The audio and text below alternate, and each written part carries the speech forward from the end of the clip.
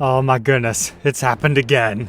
Welcome back, Troglodytes, to your daily dose of guitar information, the Trogly's Guitar Show. A few days ago, I made an episode about an epoxy repaired Gibson headstock, which was a very inventive way to fix a broken guitar, but it didn't end up looking the best cosmetically. However, Mike shared this one over on Facebook, but he changed things up a little bit. First thing you might notice is our headstock is a little bit more clear than usual and has a Les Paul model and Gibson decal on it. Now, I don't believe those are official. It's probably something he just got off of eBay, but it looks a bit more traditional. But instead of screws being used as rebar, we actually see something else through this one. It's one of the Gibson E-Tune systems. That's such a great use to put it on a guitar that you can see straight through. But similar to that last one, it had a very severe diagonal break over here.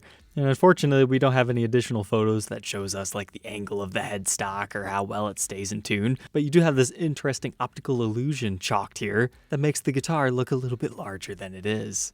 But it looks like it started life as one of those faded Les Paul Studios in the worn brown finish. Something happened to the headstock. This guy appears to be a tinkerer. I mean, look, we got some sort of a telly. We've got a reverse Explorer from the Guitar of the Month series. Looks like maybe a bass neck and maybe even a Gibson Futura.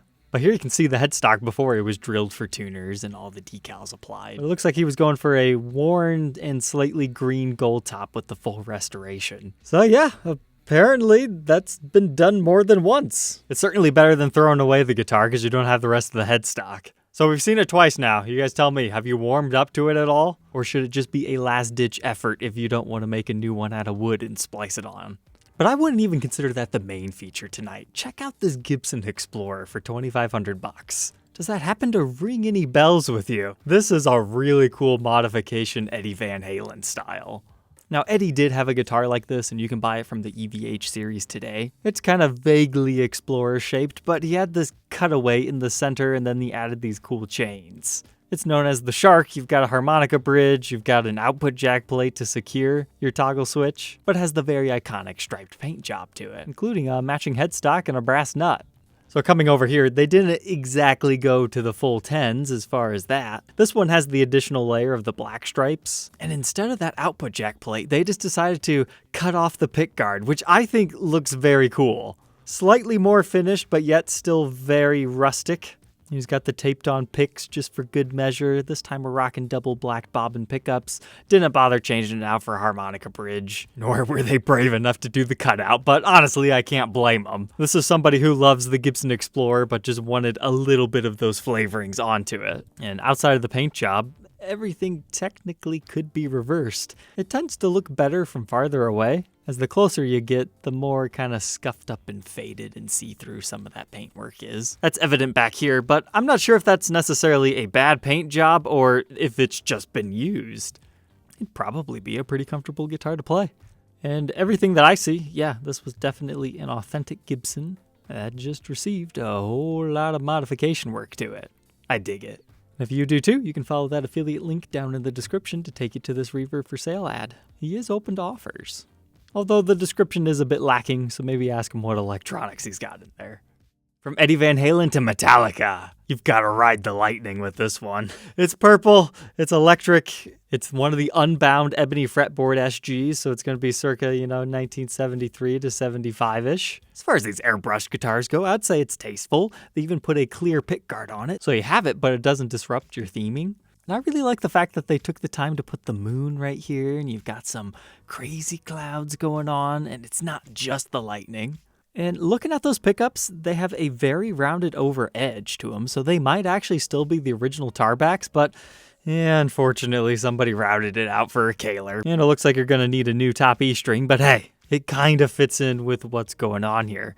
And then if you check out your knobs, it's the original ones, nice age speeds. Something a little crazy going on with our poker chip. I wonder if it actually goes up and down rather than left or right. But then we have this weird red thing right here, which according to the front of this says it's a red input light.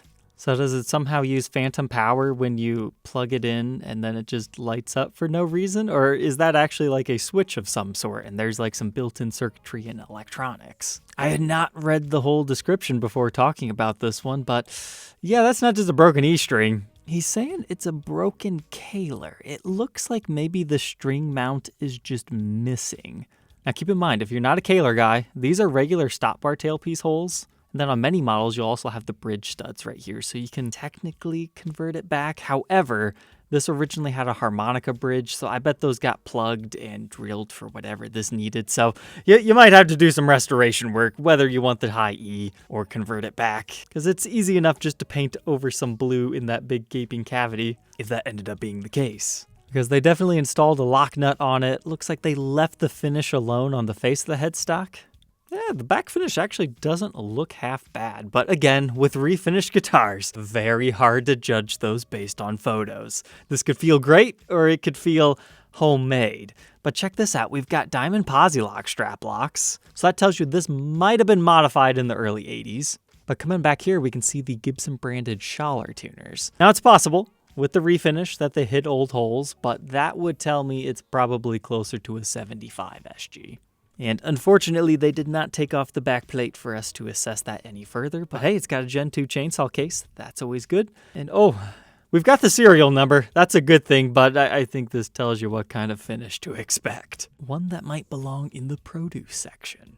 The owner is located in Texas. They're not interested in shipping at this time. $2,500 seems a bit high for all these unknowns and needing to replace the Kaler, because we don't even know if there's a headstock repair hiding underneath this paintwork. But honestly, this is one of those times where it's already been routed for a Kaler. Even if it has been repaired, it's not going to be devalued any further. But even just the case, bare minimum, $300. If those are still the original tar backs, that's at least $400. The knobs, you can go for about another $100. The tuners can go for about $200, but I'm using really low quick sell estimates here, so we'll do $100 on that to make it an even $9. And then what's the husk of a guitar like this worth? Maybe $500-ish. So it's got a decent part out value, and that's where I would suggest buying that one. But along similar lines, Mike's Gear Vault listed this beautiful Les Paul Custom. Now, it's a brand new sparkle purple, but the more natural lighting and candid nature of these photos just made it worthy of sharing. Even I was tempted to make an offer on this. It seems he bought it, didn't really play it much.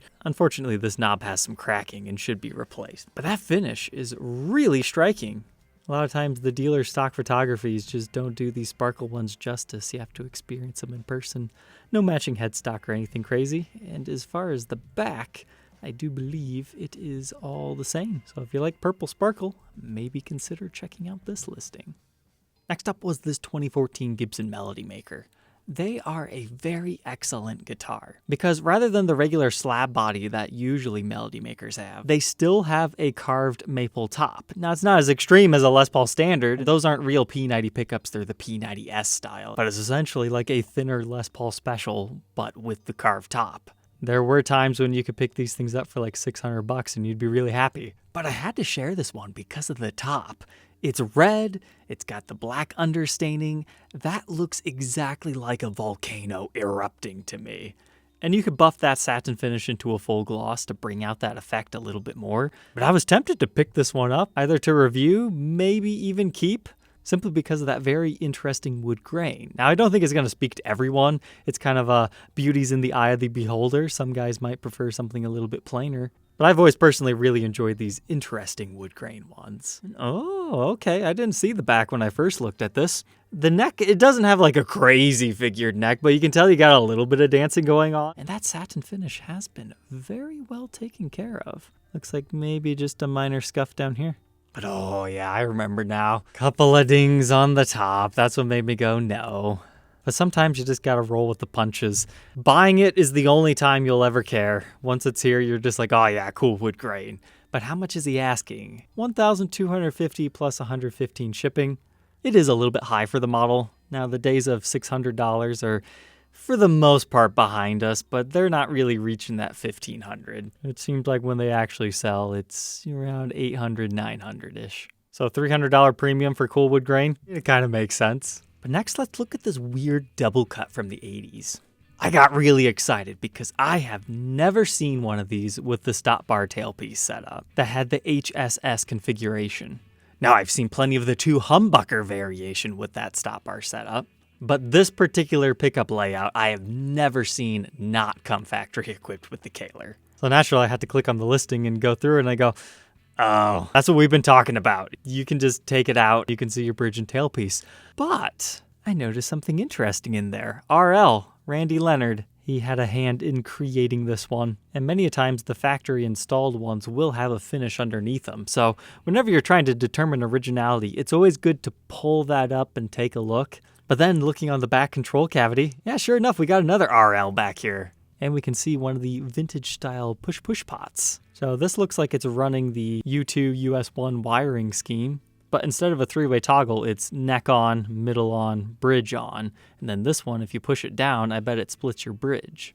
Now, as far as a review for this model, back when I did the Aldo Nova episode, I had one of the two humbucker setups, and I was going to review it, but I started to record the Aldo first, but I found out that the pickups weren't original. So I harvested the Tim Shaws out of that guitar, put it into the Aldo, and then I decided, well, it's no longer original. I should have recorded that episode first. So one day we'll check out one of these weird things, most likely the two humbucker. But if I ever found an HSS with the stop bar tailpiece set up stock, I wouldn't mind that. But this one was listed on Reverb 2 days ago by Rock World Music. As he's saying, the original Kaler is also included. Whoa, okay. Professional headstock repair. That's some good touch-up. I did not even suspect anything, but now that I see it here, you can see some of the overspray. But a lesser seller could have got away with it. Okay, now I see it is darker. But when you're looking at photos online, you just can't tell, so that's why you gotta read the description. It looks like they left the original finish around here and applied a new one over top of it. That's why you've got that lifting. And I thought the serial seemed a little bit concealed, and I was questioning what that was, but I thought maybe it was just another tuner hole. And I suppose while we're looking through these, if you're wondering what color this is, it's Ferrari red. Those have that white base coat. Candy apple would be silver. Personally, I think the ebony version of that is really cool. But alright, troglodytes, I hope you enjoyed tonight's episode. Don't forget to like, comment, and subscribe, and we'll catch you tomorrow on the next one. Take care.